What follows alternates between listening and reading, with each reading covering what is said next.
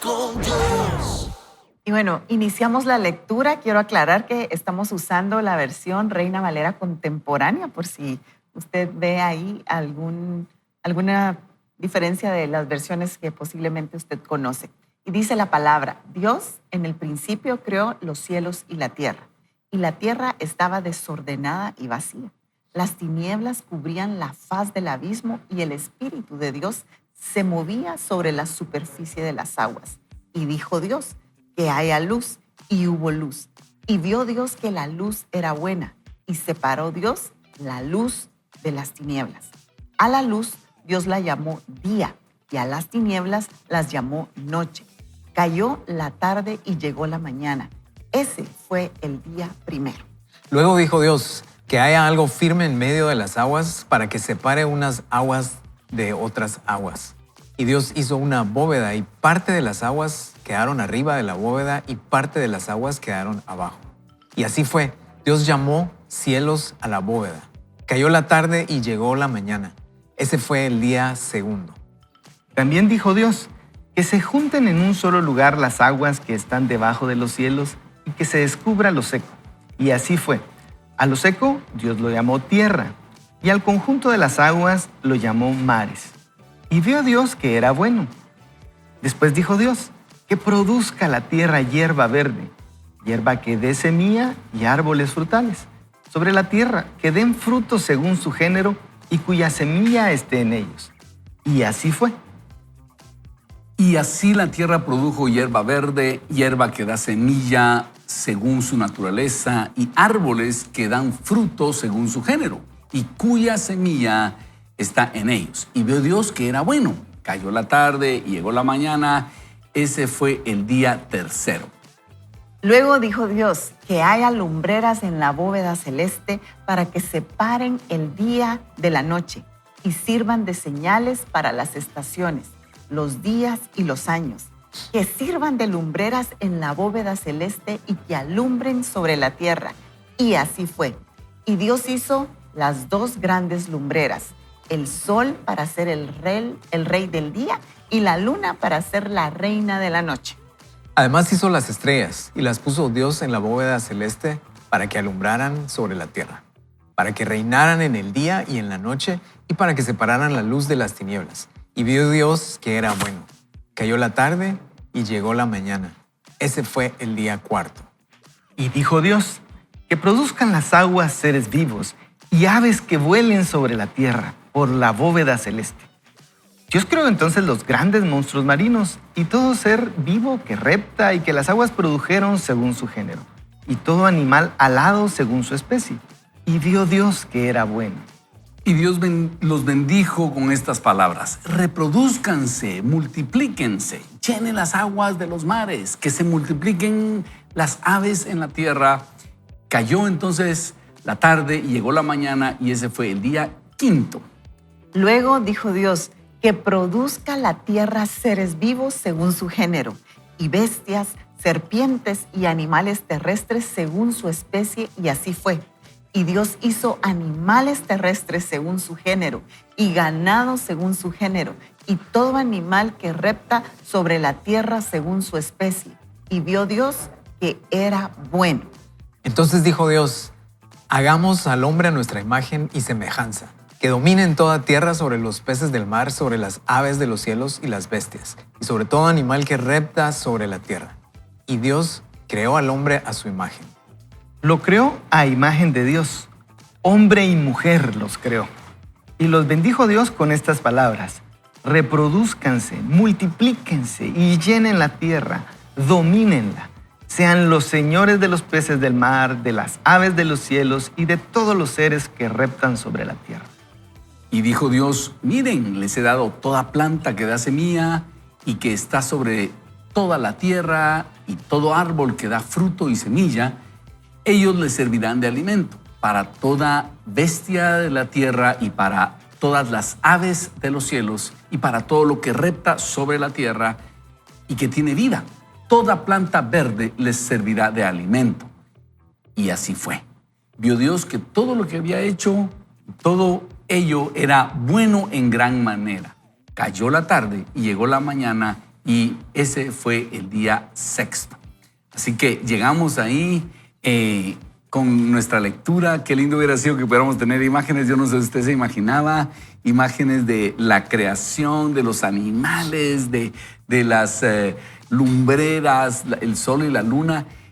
Todo eso Dios lo diseñó de una forma extraordinaria y tenemos aquí este relato maravilloso que, según teólogos como Hugh Ross, dice, aquí la Biblia habla de que Dios estaba antes del tiempo, fuera de estas dimensiones en las cuales nosotros vivimos, creando esto. Dios es superior a todo eso, por lo tanto, Dios es un Dios trascendente, está fuera de todo lo que nosotros vemos. Pero también dice él, Dios es un Dios inmanente porque se comunica con nosotros. Él hizo contacto con nosotros en el Antiguo Testamento a través de sus profetas, pero en el Nuevo Testamento a través de Jesucristo. Y según Hugh Ross, el cristianismo y la Biblia es el único libro religioso que habla de las dos cosas. Habrá religiones que creen en un Dios trascendente, pero es tan inalcanzable que ellos no lo pueden alcanzar, como los musulmanes. Pero hay otras religiones que hablan de un Dios inmanente. Entonces está aquí como los hindúes que creen que todo es Dios, ese panteísmo, un árbol es Dios, los animales son Dios. El cristianismo y la Biblia es el único libro que habla de que Dios es trascendente e inmanente. Este es un relato maravilloso. Yo quisiera ceder aquí la palabra a Hugo. Hugo, porque ¿qué tal si nos contás las tres aproximaciones que nos estabas hablando acerca de la creación, verdad? Claro, y que ya las mencionaste. Y fíjense que tal vez antes de llegar a la descripción de las tres, cuando uno lee, hay muchas maneras de leer. Y creo que cada quien nos podemos ir situando en cómo vamos a interpretar y casi que adivinar cuál va a ser nuestra posición, dependiendo de algunas respuestas a que digamos. Por ejemplo, si uno dice, bueno, Génesis, ¿qué tipo de literatura es? ¿Es poesía? ¿Es historia? ¿Es una metáfora? ¿Qué tipo de...? Entonces vienen preguntas que uno, si contesta antes, creo que es historia o creo que es poesía, creo que es simbólico o creo que es histórico.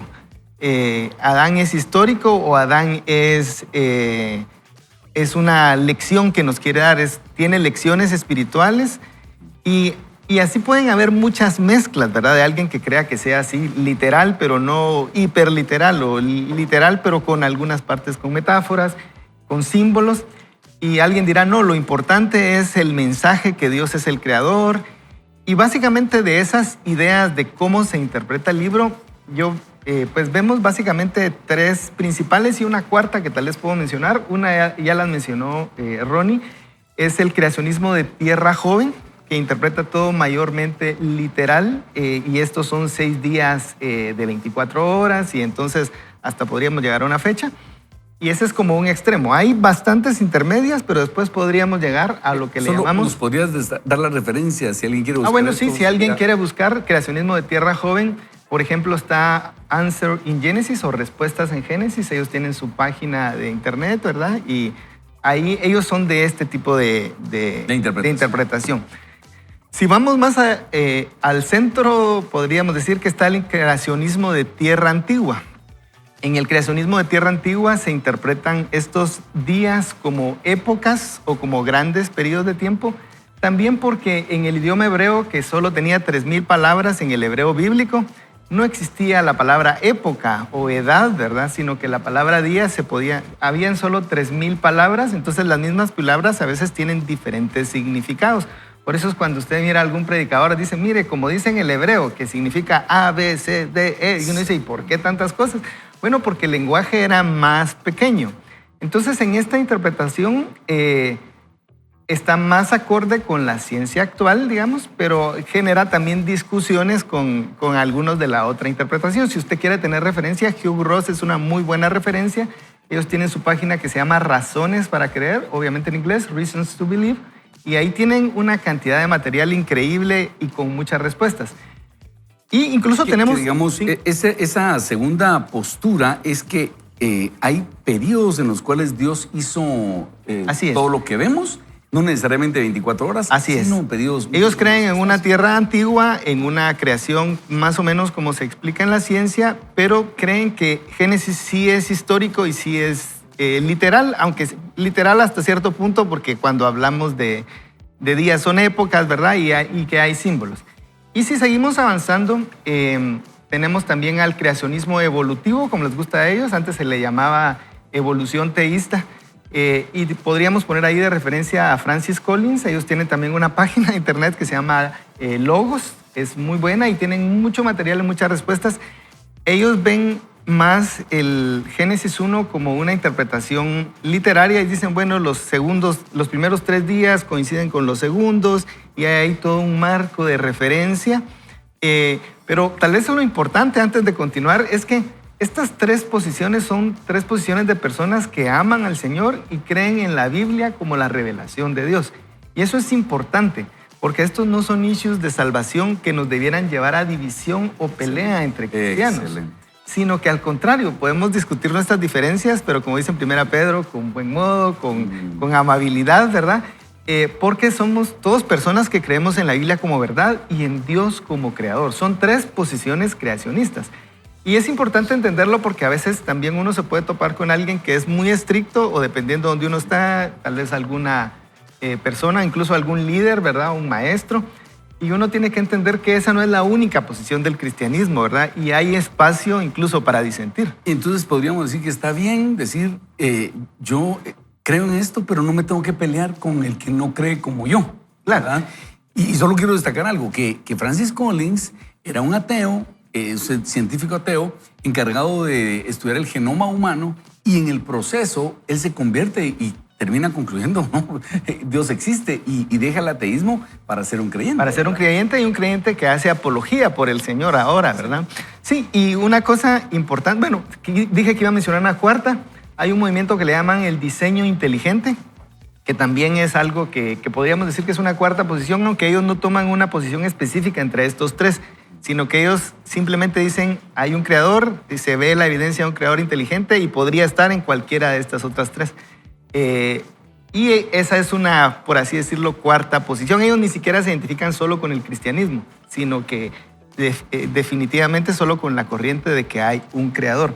Pero hablando de Génesis 1, una de las cosas que a mí me llama la atención es que si la interpretación, en una de estas interpretaciones, podemos hacer congruente todo esto que dice, incluso con lo que conocemos hoy. Y yo quisiera aprovechar para decir eso, porque dentro de las 3 opciones hay algunas que tienen más dificultades de resolverse con la ciencia y otras tienen menos dificultades con la ciencia. Pero alguna vez vi una estadística donde decía que la gente de afuera de la iglesia, el 75% creía que la fe y la ciencia tenían un choque. Me pareció altísimo.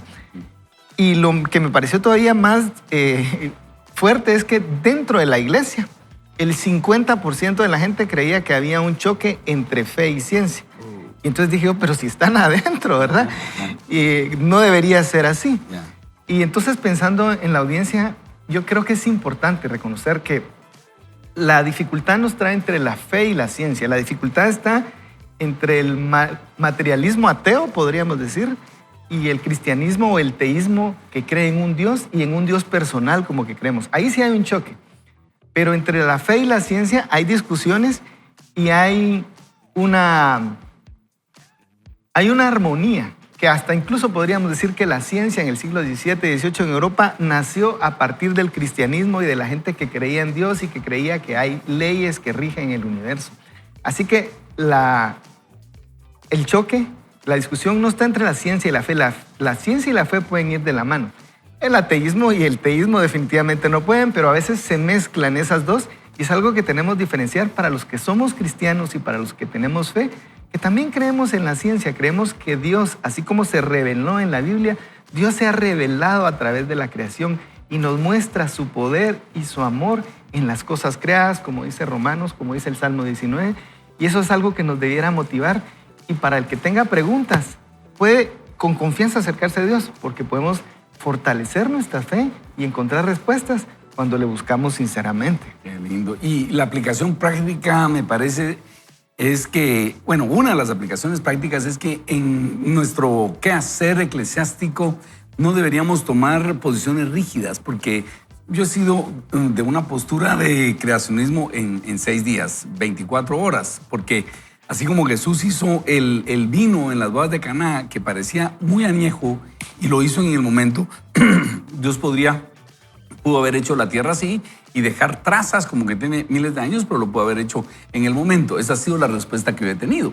Pero ¿qué pasa si yo me pongo radical con esto y viene un jovencito de la iglesia, está estudiando astronomía, está estudiando y viene con otra forma de verlo y yo radicalmente le digo, no, ahí le está citando autoridad a la escritura, largo de aquí? Entonces lo pongo en la disyuntiva de renuncio al cristianismo o sigo creyendo o sigo estudiando. Y es ahí donde nosotros no deberíamos tomar esas actitudes radicales, sino permitir que ese diálogo, por lo menos, ¿verdad? Por ejemplo, ahorita hubiéramos tenido la hoguera lista para Huguito allá afuera. y quiero decirles, con Hugo hemos tenido esos diálogos. Él a veces con mucho respeto me dice, mira, pero ya consideraste esto y aquello. Y hemos podido disentir de forma civilizada, amistosa. Yo creo que eso es lo que deberíamos modelar los cristianos. Sí, porque ¿sabes cuál es el riesgo? Que a veces decimos o la gente ha dicho, dice la ciencia, pero si te digo, decime dónde dice la ciencia, tal vez no hay fuentes, tal vez no hay estudios de peso, pero asumamos que sí hay. ¿Cuántas cosas dijo la ciencia hace muchos años y que ahorita ya dice otra cosa la ciencia, ¿verdad? Entonces, si nos dejamos, si creemos así ciegamente en algo, hasta el rato en 20 años ya dijeron otra cosa. En los 80s nos hicieron creer que el huevo era malo, ¿verdad? Exacto. Y que no podíamos comer tanto huevo. Y ahora simplemente ya no. Entonces es como, y la ciencia y el científico. Entonces, si la base de lo que creemos está en la Biblia, es como más seguro. Y Dios en su sabiduría, pues nos dejó ahí una descripción de un par de párrafos. Eso es lo que necesitamos. Nos funciona ahorita para entender. Funcionó hace 1000 años para entender. Entonces, al final, en la parte de Génesis, de la creación, de la redención del hombre, que el creador del universo quiera tener un encuentro cercano conmigo, eso nos debería de hacer el día, ¿verdad? No importa lo que estemos viviendo. Si eso es realidad, si eso está en la Biblia y si yo lo creo, mi vida puede ser diferente, mi vida puede ser mejor. Hay esperanza, aunque no lo estemos viendo con nuestros ojos. Excelente. Tania. Yo, con lo que me quedo es que nosotros podemos confiar en la autoridad de la palabra de Dios, ¿verdad? Y eso es lo que me da como esa ancla, ¿verdad? Que me sostiene. Realmente también considero que es importante que como cristianos nos abramos, ¿verdad? Yo nunca he sido como de una posición cerrada, sino me gusta escuchar, o sea, me gusta escuchar, me gusta entender las posturas. Yo también me considero creacionista, ¿verdad? Pero también aprendo y digo, bueno, sí, esto es algo que podría considerar porque también tiene evidencia y eso es importante. Entonces, creo lo que dice Fernando, posiblemente antes la iglesia tenía una postura como muy cerrada, ¿verdad? De no abrirse como a estos diálogos, pensando que estaba tal vez traicionando su fe. Y el peligro ha sido, no le quites autoridad a la escritura, ¿verdad? Si dice un día, es un día. Sin embargo, digamos, gente como Hugh Ross dice, no, esa palabra puede tener otras acepciones. Así ¿verdad? es. Entonces, yo los animo a quedarse y realmente el título del programa me gusta porque es una pregunta, ¿verdad? No es una afirmación, sino que es una pregunta y hoy creo que no se despegue del programa, está súper interesante, participe con nosotros para que juntos podamos llegar a conclusiones que definitivamente nos van a acercar a ese Dios que puede controlar todo el universo desde ese diseño inteligente, pero que puede ser tan personal, que me conoce a mí, que lo conoce a usted y que sabe hoy de qué tenemos necesidad. O sea, es algo realmente impresionante. ¿será que la ciencia se pelea con mi fe o puedo reconciliar esas dos cosas y seguir siendo cristiano? Así que ayúdanos, Señor. Yo sé que tú nos vas a hablar en este programa. Nos encomendamos en tus manos. Amén. Bueno, hacemos una breve pausa, pero regresamos. El tema de hoy está buenísimo. El Big Bang apunta a Dios. Así que no se lo pierda. Regresamos en un momento. Existen testimonios que desafían la lógica, evidencias que van más allá de la casualidad. ¿Te has preguntado si mañana surge un milagro? ¿Te atreverías a creerlo? El caso de los milagros. Y seguimos con la lectura y dice así: el asombroso milagro de la creación. Gerard Lewis se gana la vida creando universos, es decir, usa supercomputadoras para jugar con los leptones, los quarks y las 4 fuerzas fundamentales de la naturaleza para edificar simulaciones exóticas del aspecto que tendrían unos mundos alternos al nuestros. He descubierto que es sobrecogedor hacerse pasar por creador, incluso para alguien que tiene un doctorado en astrofísica otorgado por el Instituto de Astronomía de la Universidad de Cambridge, que goza de un renombre mundial. Resulta que jugar con las leyes de la física puede ser catastrófico para la vida. Por otra parte, crear un universo real a partir de la nada, al mismo tiempo que se lo afina al máximo para proporcionarles un próspero hábitat a los seres humanos, es una descripción de trabajo primaria para Dios, al menos si el primero de los versículos de la Biblia es cierto. Dios en el principio creó los cielos y la tierra. ¿Podremos saber alguna vez con certeza si el universo y sus condiciones calibradas con precisión para albergar vida son un accidente cósmico o un milagro de asombrosas proporciones? Si fue Dios el que creó el universo, entonces, ¿quién creó a Dios? ¿Pueden ser explícitos los cristianos en cuanto a la forma en que las evidencias cosmológicas señalan a un creador sobrenatural, obrador de milagros? ¿O nos deberíamos encoger de hombros y admitir que no sabemos de dónde vino todo lo que existe? Dice el autor: yo estaba ansioso por recibir respuestas satisfactorias y por seguir edificando sobre las evidencias científicas que había recopilado para mi libro anterior llamado El caso del creador. Así que le envié un correo electrónico a un popular profesor de física con unas credenciales impresionantes. El resultado fue que terminamos sentados en su casa para sostener una entrevista. Michael George Strauss comenzó su interés por la ciencia cuando era joven y vivía en Huntsville, Alabama, donde la NASA construyó la primera etapa del poderoso cohete Saturno V, que más tarde llevaría a los astronautas hasta la Luna. Strauss estudió ciencia y teología en la Universidad Biola. Mientras trabajaba para obtener un grado universitario en física en la UCLA, se sintió fascinado por la mecánica cuántica de las partículas subatómicas y se unió a un grupo experimental de alta energía física que realizaba investigaciones en el Centro Acelerador Lineal de Stanford. Más tarde, la UCLA, la Universidad de California, le otorgaría su doctorado en física de alta energía. Strauss se unió a la facultad de la Universidad de Oklahoma. Durante 15 años dirigió investigaciones en el Centro Nacional FEMI de Aceleradores. En la actualidad está realizando una investigación en el colisionador de hadrones grandes en CERN en Suiza, golpeando los protones unos con otros para comprender, entre otras cosas, las propiedades del quark cima, la partícula fundamental con la cantidad más elevada de masa. En 2012 colaboró en uno de los 2 experimentos que usaron para ayudar a descubrir el bosón de Higgs, la llamada partícula Dios, que fue la única parte no verificada del modelo estándar en la física de partículas.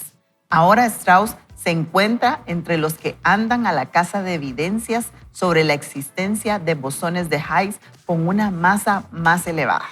Pues sí, ha hecho un par de cositas este Strauss, ¿verdad? Es interesante que el estudio de Strauss acerca de las partículas más diminutas del mundo se haya convertido cada vez en algo más relevante para comprender el origen y el orden de nuestro mismo vasto universo. Esto se debe a que cuando el colisionador junta a los protones, la densidad de la energía que resulta es tan elevada que imita cómo era el universo una trillonésima de segundos después del Big Bang, lo cual ha ayudado a hallar nuevos conocimientos en el estudio de la cosmología. Impresionante. Eso es lo que yo había ido a analizar con él, nos dice el autor. El origen y la delicada sincronización del universo señalan hacia Dios como el creador de los quarks, los leptones, los bosones de Higgs y las demás piezas fundamentales de la naturaleza. Nos sentamos a conversar en la sala del frente de su casa, ver a Dios en la naturaleza cotidiana. Cuando voy al laboratorio, no espero ver lo sobrenatural. Si se produjeran milagros todo el tiempo, no podríamos estudiar la forma en que se comporta usualmente la naturaleza. Pero solo porque algo funciona en cierta manera la mayor parte del tiempo con las leyes naturales, no quiere decir que no se puedan presentar excepciones. Lo que está diciendo es, Dios hizo el mundo con reglas y por eso podemos vivir leyes de la naturaleza. Y dentro de eso, Dios a veces puede alterar esas leyes o intervenir en esas leyes para nuestra bendición, nuestro beneficio. Pero esa alteración es excepcional y que las reglas del universo, las leyes de la física sean constantes es lo que nos permite la vida, ¿verdad? Vamos. De hecho, dice el autor, ahora mismo estaba leyendo una ilustración de eso. Supongamos que unos extraterrestres observaran nuestros semáforos para comprender cómo funcionan y descubrieran lo que significa el rojo, el amarillo y el verde. De repente, un vehículo con luces intermitentes y una sirena pasa a la intersección gritando y rompiendo todas las reglas. ¿Quiere eso decir que las reglas normales ya no son válidas porque se ha producido una excepción ocasional? Por supuesto que no. Qué buen ejemplo. ¿No? Buenísimo ejemplo. Yo me llevaría a esos extraterrestres a la calle Martí ahí. Ahí sería muy obvio. Dicho sea de paso, la Biblia dice que la manera en que vemos más corrientemente las evidencias a favor de la existencia de Dios es por medio de los procesos normales de la naturaleza, no únicamente por los milagrosos. Romanos 1:20 nos dice que las cualidades invisibles de Dios, se ven con claridad por medio de ¿qué? Por medio de lo que Él ha hecho. Y el Salmo 19:1 dice, los cielos cuentan la gloria de Dios y el firmamento proclama la obra de sus manos.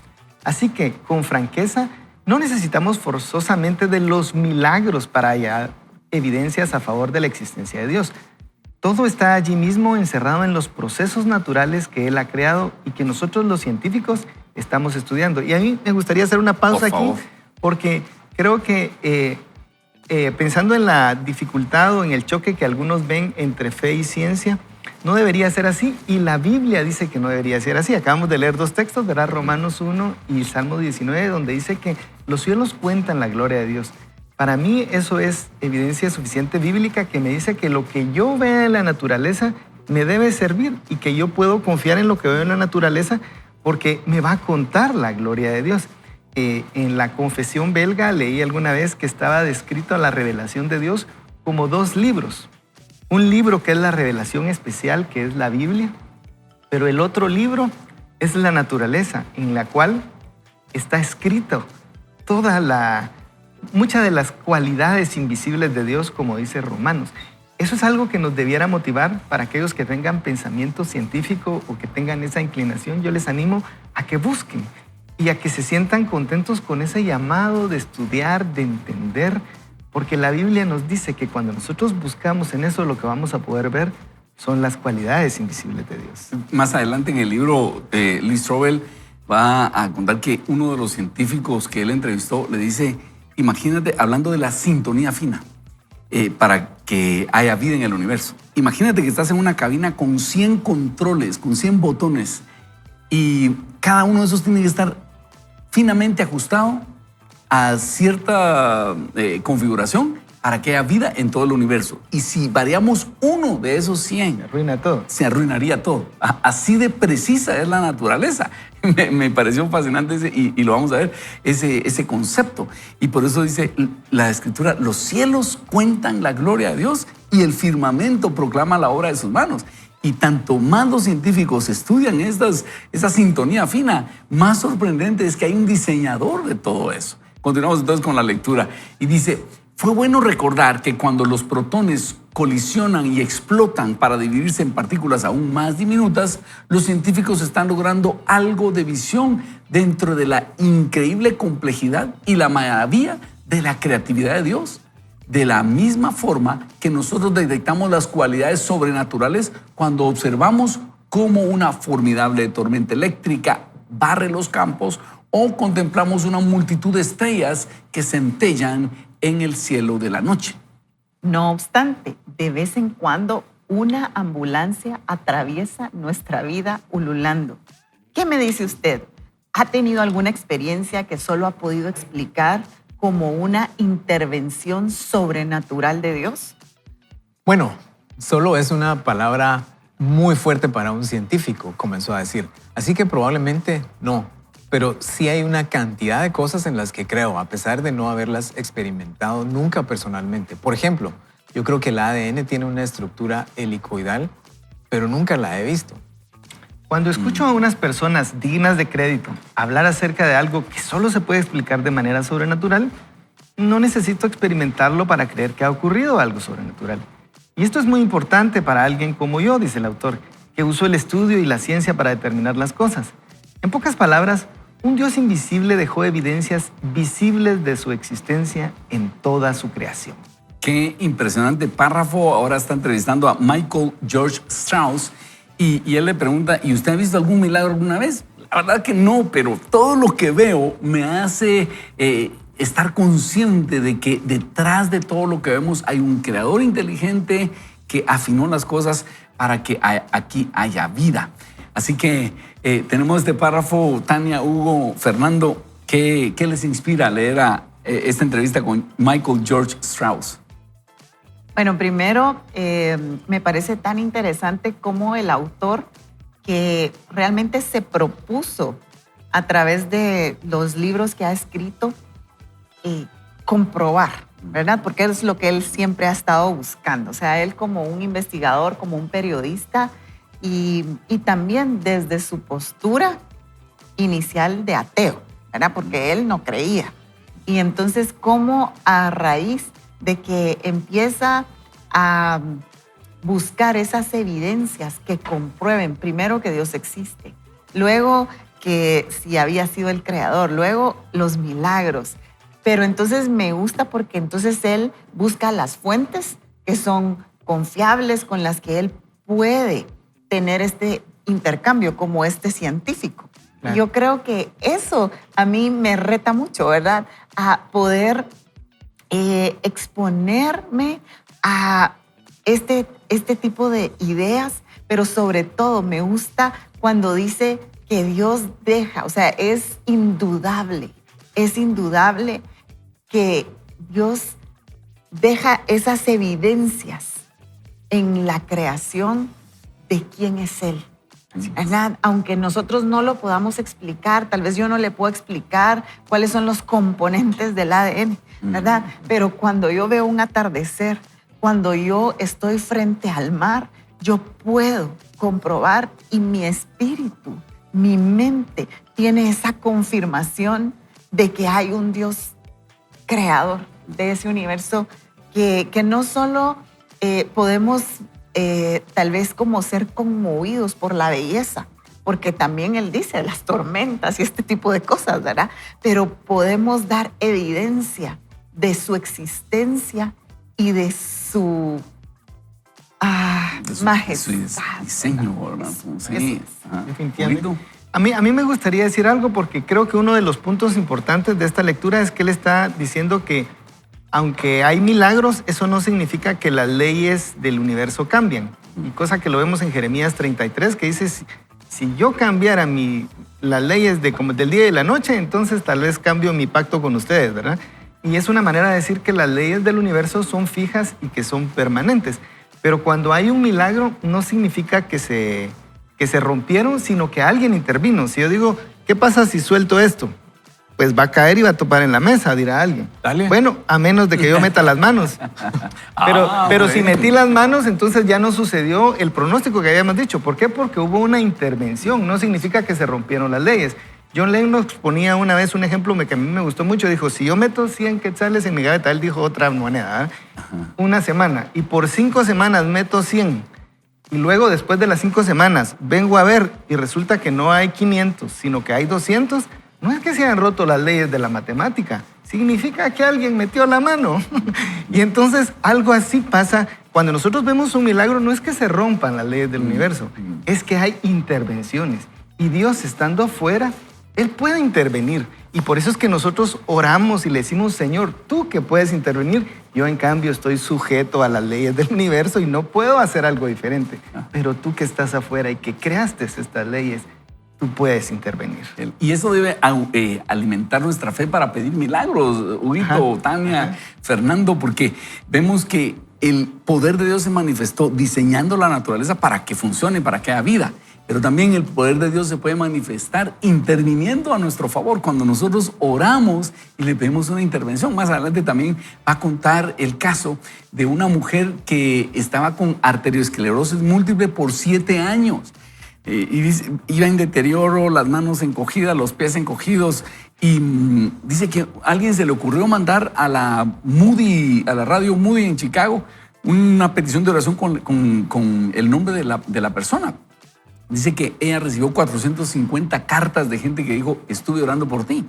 Entonces pensemos cuánta gente estuvo orando. Y ese día que toda esa multitud se puso a orar, ella oye una voz que le dice, hija, levántate. Y ella se emociona, llama a las personas que la están cuidando y le dicen, no sé qué van a pensar, pero acabo de escuchar a Dios que me levante. Llamen a mi familia porque yo quiero que ellos estén presentes cuando camine. Y después de 7 años de estar postrada en la cama, se levanta. Dicen que uno de los doctores que la estuvo tratando dijo, no, esto no puede ser posible. Ella se murió y este es su fantasma. Era en contra de todo pronóstico científico. Pero eso es nuestro Dios. Él hace las leyes, pero también Él puede intervenir. Y esa es nuestra fe, ¿verdad? Fíjense que escuchaba a un predicador decir... Miren, cuando hay personas así como discutiendo sobre la evolución y la creación y todo este rollo, si Moisés viniera y los escuchara, se quedaría así como, mucha, ¿qué les pasa? Si ese no es lo más importante del libro. Obviamente hay que saber y es interesante y todo el tema y tenemos que estar listos para dar una buena explicación cuando queremos llevar el mensaje, pero mucha no... Si hubiera sido guatemalteco, mucha no se peleen por eso, no. Eso no es lo más importante. Imagínense, el creador del universo nos puso aquí en la tierra y después el ser humano le dio la espalda, falló y todo este plan de redención y en la creación Él muestra su poder y en la cruz muestra su amor. Eso no, dale vuelta a la página, eso no es lo más importante. Ese creador... Y te lo diría también a ti, Moisés, ese creador está ahí para ti, con los brazos abiertos, esperándote. No importa cómo ha sido tu pasado, no importa cómo se está viendo el presente, pero Él está ahí para que hoy demos ese paso, tal vez con mucha incertidumbre, tal vez con muchas preguntas, pero Él está ahí para ayudarnos y para rescatarnos. Yo quisiera aprovechar de que, si bien es cierto, la Biblia no es un libro científico, mencionábamos antes, Génesis 1 no es un libro de biología, la Biblia, pero sí, desde mi punto de vista y considerando lo de Romanos 1 y 19, debe haber congruencia. Entonces, y eso es algo interesante porque la Biblia tiene congruencia interna y tiene congruencia externa con lo que vemos. Porque, de verdad, si alguien me dice, este libro es amarillo, y yo digo, tiene amarillo, pero no es amarillo. Es amarillo. No, ¿verdad? No. Las evidencias nos ayudan. Y si bien... la vez pasada decías, bueno, la ciencia cambia, no tenemos certeza, pero quiero reaccionar un poquito a eso porque una cosa son los hechos de la Biblia y otras son los hechos de la naturaleza. Pero esas son las que deberían ser congruentes. Pero la teología o la interpretación bíblica es de hombres. Exactamente. Y la ciencia aplicada o las teorías son de hombres. Entonces, entre la ciencia, pero no necesariamente los hechos de la naturaleza, sino que la ciencia actual, pueden haber errores, igual que en la interpretación bíblica. Y por eso a mí me gusta, y lo que decía Ronnie, que nosotros debemos ser abiertos, también tú, Tania, porque no podemos ser tan orgullosos de decir que mi interpretación bíblica es la única posible y la que siempre debería estar. Y entonces, como cristianos, nosotros debiéramos tener esa actitud, una actitud humilde. Nuestra interpretación podría estar con algunas cosas que no estamos haciendo bien, y al igual que la ciencia. Y entonces ese conflicto sí hay entre las interpretaciones humanas.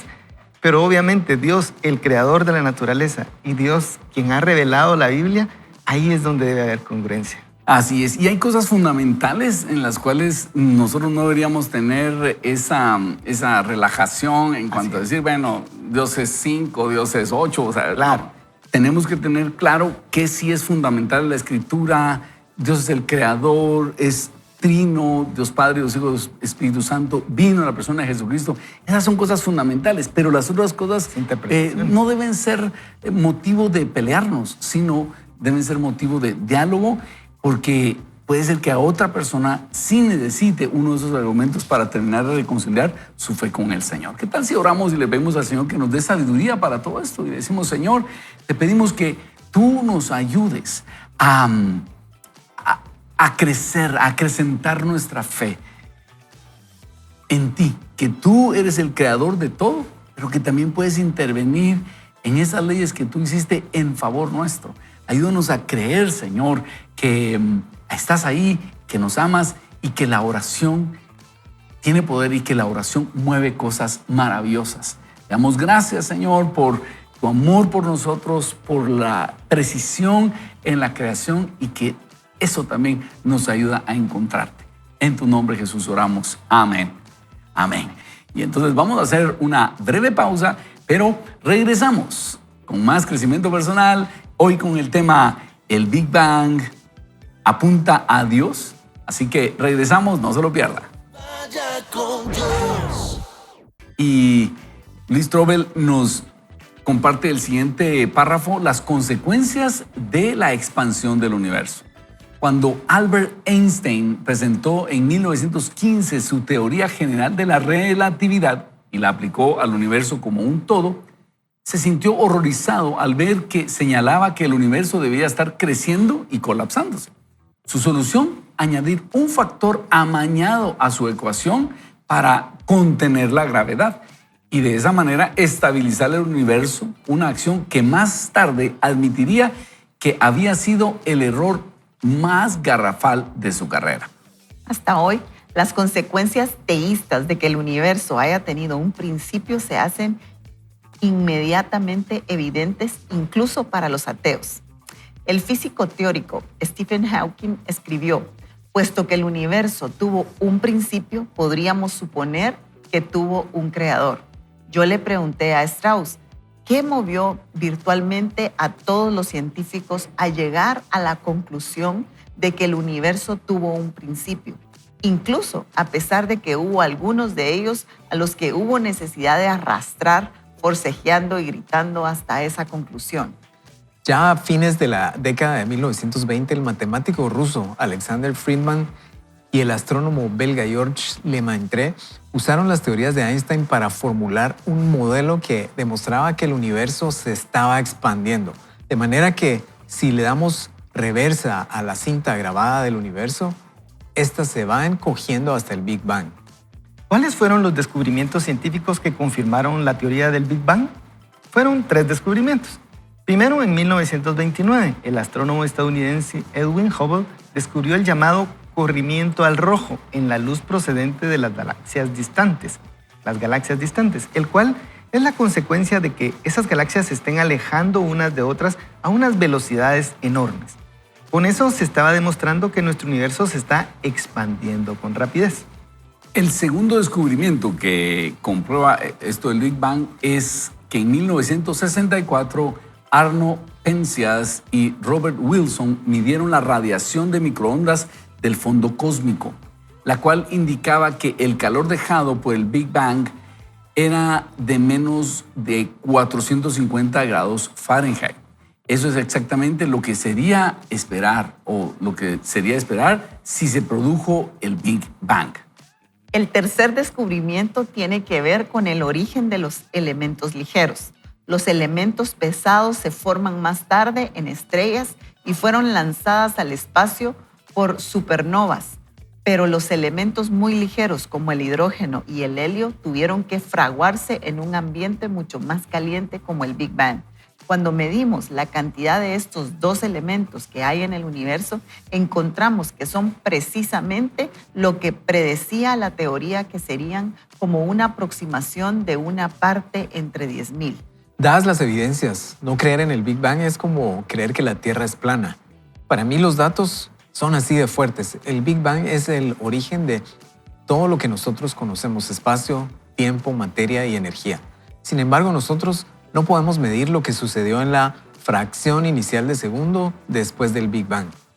Así que hemos perdido toda la información acerca de lo que sucedió antes de que comenzara la inflación, alrededor de 1/trillonésima de segundo después del Big Bang. Necesitamos una teoría cuántica de la gravedad para descubrir lo que ocurrió, y esa no la tenemos aún. Sin embargo, el cosmólogo Lawrence Krauss, que es abiertamente ateo, admitió en un debate reciente que es probable que el universo sí comenzara a existir, incluso si existieran teorías cuánticas acerca de la gravedad. A medida que se van haciendo más y más descubrimientos, se van haciendo más fuertes o más débiles las evidencias a favor del Big Bang. Yo diría más fuertes, dice el autor. Eso es seguro. Por ejemplo, hemos estado estudiando la radiación cósmica de fondo con una precisión cada vez mayor por medio del satélite Planck. Y sigue señalando aún hacia el Big Bang. No solo se trata de todas las evidencias no solo se trata de que todas las evidencias confirman que el universo se halla en expansión, sino también que en realidad está acelerando. Un filósofo musulmán del siglo XI llamado Abu Hamid Muhammad presentó su razonamiento, el cual se resume en 3 pasos. Todo lo que comienza a existir tiene una causa. El universo comenzó a existir, por tanto, el universo tiene una causa. Este argumento es extremadamente fuerte. ¿Hay algo que comience a existir sin que tenga una causa detrás? Algunos científicos dicen que es posible que haya sucesos cuánticos sin causa, pero yo creo que hay buenas razones para ser escéptico con respecto a eso. Y sabemos a partir de las evidencias que el universo sí comenzó a existir. Si esas 2 premisas del argumento son ciertas, entonces les sigue inexorablemente la conclusión: el universo tiene una causa. Y esa causa es donde tiene que ser Dios, ¿verdad? Ahí yo quisiera parar antes de leer mi parte, porque cabal, esa discusión a veces no se entiende por qué es tan importante, ¿verdad? Pero antes venían las 2 propuestas científicas. Una era que el universo era eterno. Entonces, si el universo es eterno, no necesita causa, siempre ha estado ahí y no necesita un creador. Pero cuando la comunidad científica empezó a enfocar a que el universo tuvo un principio, y no solo que inició la materia, sino que inició también el tiempo. Por eso es que ahora se habla del espacio-tiempo. Entonces, si el tiempo y el espacio iniciaron, es donde hay una implicación teológica de que necesita tener una causa, y aunque en algunos ámbitos científicos no se dice Dios, sí se dice que hay una causa. Nosotros sabemos, le ponemos nombre a esa causa, ¿verdad? Pero eso es la importancia de esta discusión, y como dijo él, han habido teorías y sigue habiendo esa discusión, y a veces hasta se ponen videos. Hay gente que sigue proponiendo que el universo es eterno a pesar de toda la evidencia que hay. Pues si quieren sigo. Gracias. Dice aquí, otros, sin embargo, proponen que el universo simplemente brotó de la nada, de las fluctuaciones de la espuma cuántica en el espacio vacío. La espuma cuántica es la urdimbre espaciotemporal del universo, no es la nada. De manera que si el universo brotó de ella, ¿de dónde brotó la espuma cuántica? Habría que buscar una respuesta a eso. Nosotros no vivimos la vida a partir de unas oscuras posibilidades. Vivimos a partir de las probabilidades. ¿Es posible que mi esposa me envenenara el cereal esta mañana? Todo es posible, pero no todo es probable. La verdadera pregunta es esta.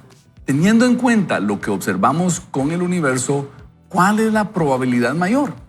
Todo nos dice que hubo un principio real. Todo lo demás está en el campo de las simples posibilidades y carece de evidencias basadas en la observación y en la experimentación que lo respalden.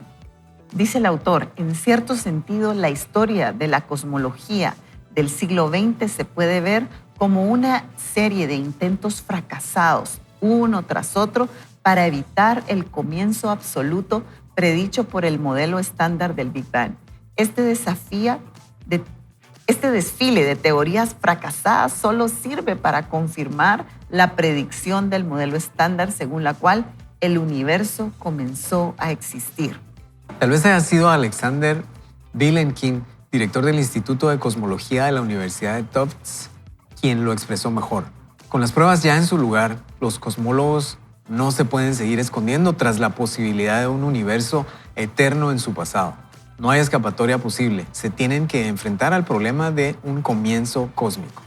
La creación del universo a partir de la nada es un milagro de proporciones épicas. Pero hay más aún. De la misma forma que el Big Bang no fue un suceso ocurrido al azar, sino un fenómeno altamente ordenado, la operación posterior del universo es una danza increíblemente intrincada que señala hacia la existencia de un coreógrafo divino. Entonces, Lee Strobel nos hace ver cómo los científicos empezaron a descubrir que el universo se continuaba expandiendo, cosa que dice hasta Albert Einstein cuando hizo su fórmula, la alteró porque dijo, no puede ser que se siga expandiendo, tiene que estar fijo, las cosas siempre han estado allí.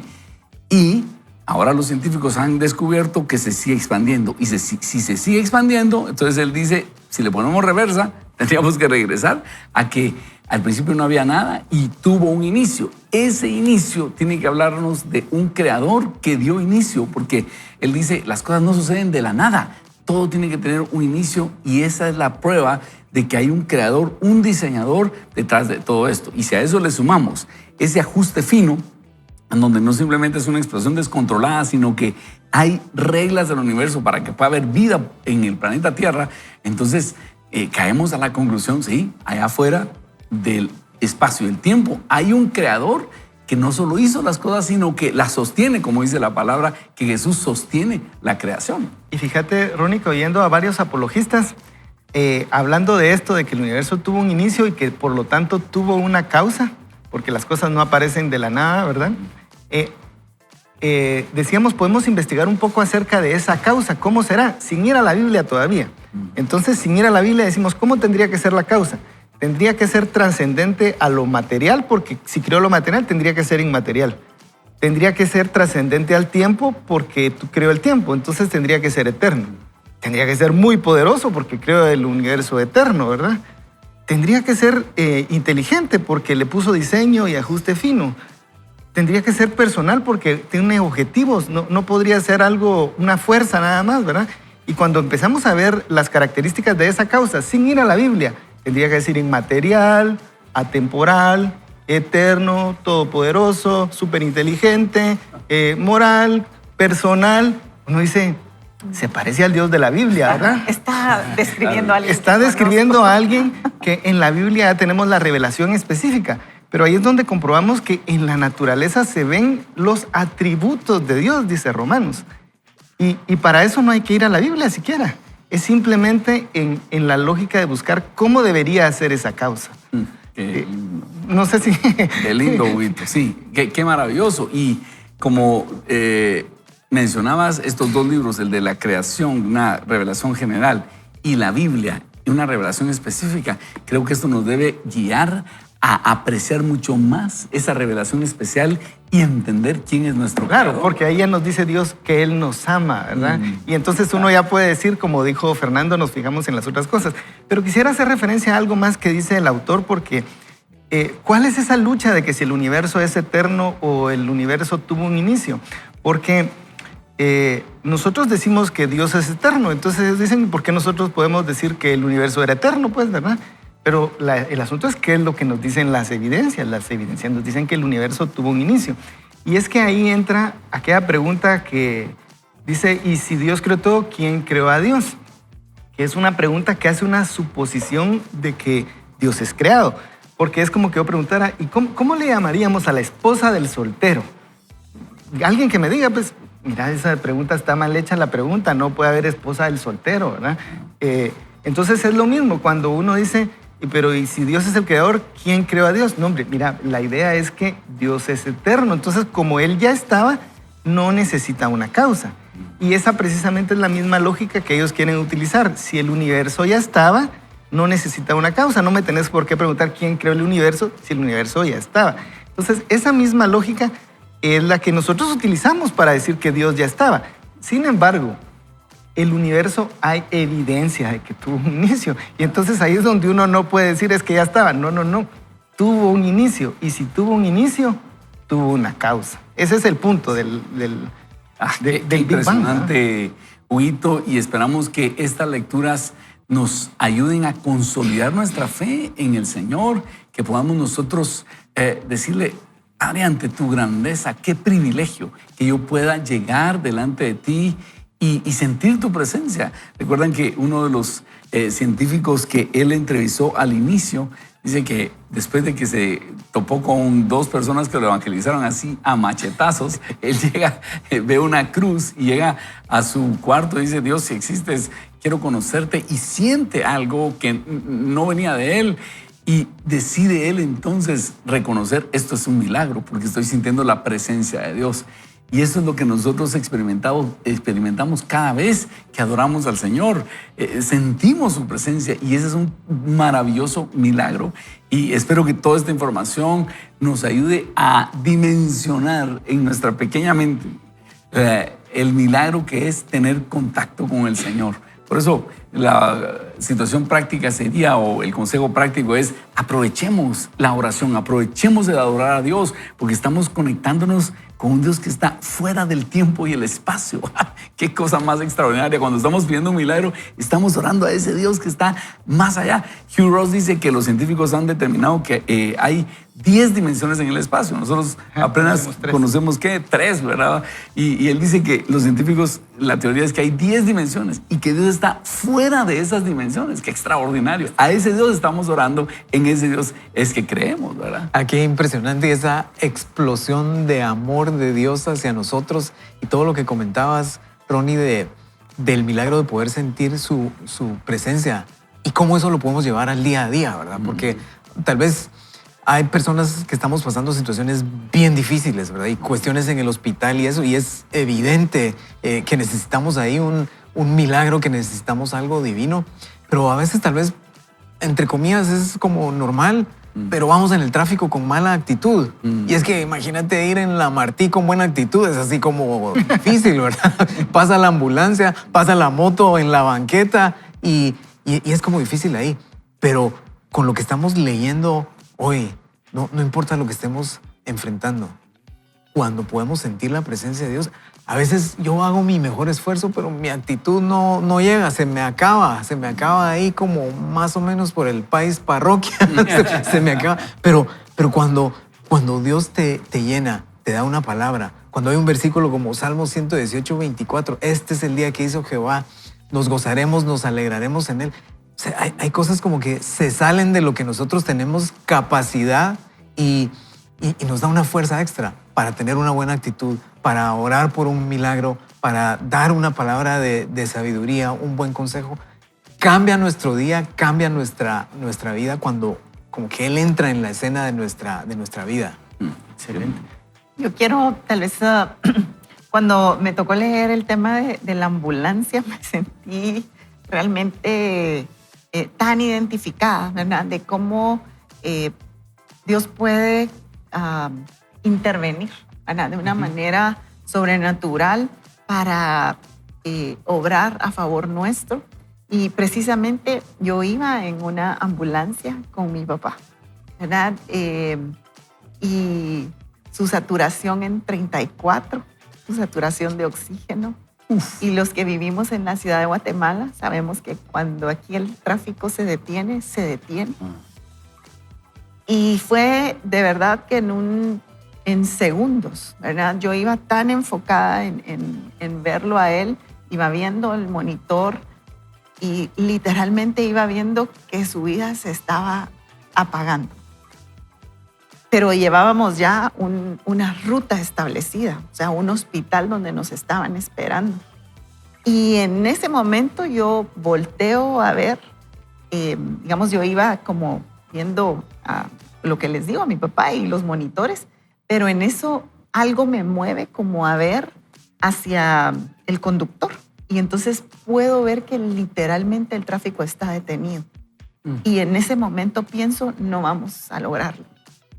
Y entonces digo, cambiemos de hospital. Pero nosotros que vivimos en Guatemala sabemos que solo movernos de un carril a otro cuando el tráfico está detenido, es un día lluvioso, eso es casi imposible. Y literalmente yo puedo ver cómo nos podemos mover y podemos entrar a un carril auxiliar sin un carro que nos permite estar, estábamos a 1 minuto del siguiente hospital. Y literalmente llegamos en ese momento justo, ¿verdad? Para que mi papá recibiera mucho más volumen de oxígeno, ¿verdad? Pero, ¿por qué estoy diciendo todo esto? Porque cuando vemos, tal vez como esto del Big Bang, ¿verdad? Cuando vemos tal vez de atrás, o sea, de adelante hacia atrás, podemos ver cómo Dios intervino y cómo Dios nos permitió atenderlo ahí. Y obviamente a los días mi papá falleció, pero había un propósito por el cual teníamos que llegar a ese hospital y solo pudimos ver la misericordia de Dios en la vida de él. Así que cuando pienso en toda esta física cuántica y en todo esto, yo me sigo sorprendiendo cómo Dios es un Dios tan personal que va a poder interferir de una manera grande, pequeña, pero que para nosotros va a significar un milagro. Así que yo te animo a creer en ese Dios de milagros. Así es. Y ese es el tema. Ahora estamos creyendo en el caso o leyendo el caso de los milagros, llenándonos de fe. Y queremos invitarte a que tu fe se robustezca a raíz de toda esta lectura y que escojas uno de los caminos. Huguito tiene algo más que agregar. Fíjense que yo tempranito platicamos con Berna y le pedí que me tuviera los textos porque habiendo esto del Big Bang, creo que también a veces alguien afuera nos podría sorprender, digamos, pensando que eso es algo y eso contradice la Biblia, y no es cierto. Es más, yo quisiera contestar la pregunta del título del programa, ¿el Big Bang apunta a Dios? Mi respuesta es sí. Fíjense que el Big Bang tiene características, quiero mencionar 4, que son como básicas del Big Bang y hasta texto bíblico le podríamos encontrar. Por ejemplo, una de las cosas que dice el Big Bang es que el universo vino de la nada. Y eso es lo que dice Hebreos 11:3. Dice que por la fe entendemos haber sido constituido el universo por la palabra de Dios.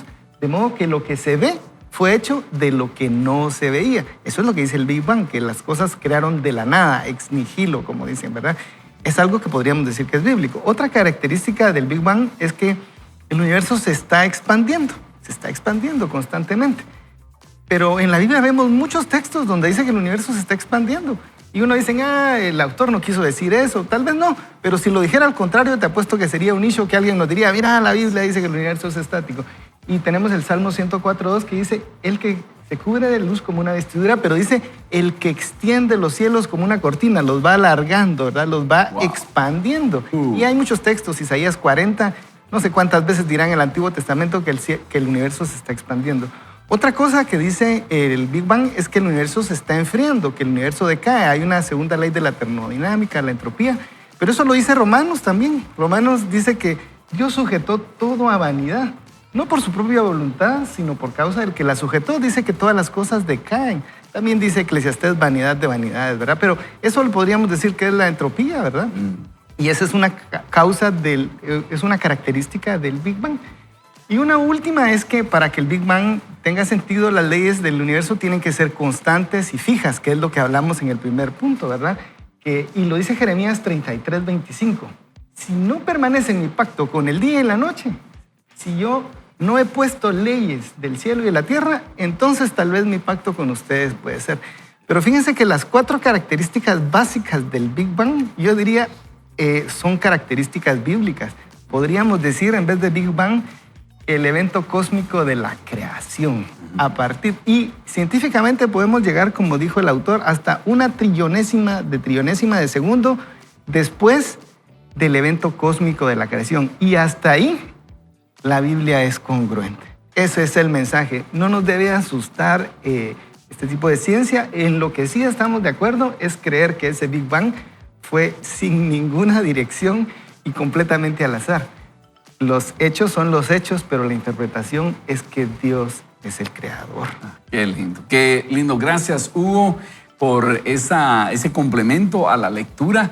Y el tiempo nos ha avanzado, pero quisiéramos orar. Yo creo que la conclusión de todo esto debe ser: Padre, estas lecturas me están ayudando a confiar más en ti, a orar con más fe, porque ahora sé que tú estás allí, hiciste todas esas leyes por las cuales subsiste el universo y por lo tanto puedes intervenir en esas leyes. Y como Hugo soltaba su celular y luego lo atrapó con una velocidad de felino, así nosotros también podemos pedirle: Señor, necesito tu intervención y mi fe es tan grande porque creo que tú estás ahí y puedes intervenir. ¿Qué tal si oramos y le decimos: Señor, hoy venimos delante de ti a reafirmar nuestra fe, ya sea por el lado del creacionismo en 6 días o por el lado del Big Bang?